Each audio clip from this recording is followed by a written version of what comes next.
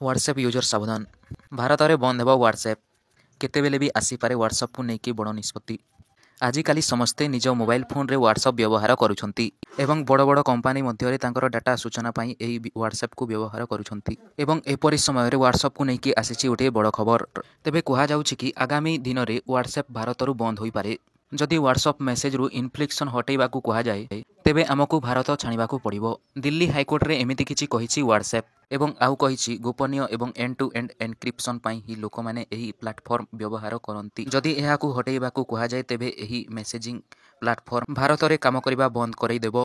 Delhi high court रे चलिथिबा एक मामलारू शुणाणी बेले व्हाट्सएप पक्षरु एहा कहा जाइछि। व्हाट्सएप एवं एहार प्यारेंट कंपनी मेटार आवेदन को कोर्ट रे शुणाणी करा जाइछि जेउथिरे 2021 आईटी नियम को चैलेंज करा जाइछि। आईटी नियम 2021 आईटी नियम अनुसार व्हाट्सएप को end to end encryption security व्यवस्था हटेबा को केंद्र सरकार पक्षरु गोटे आवेदन करा जाइछि।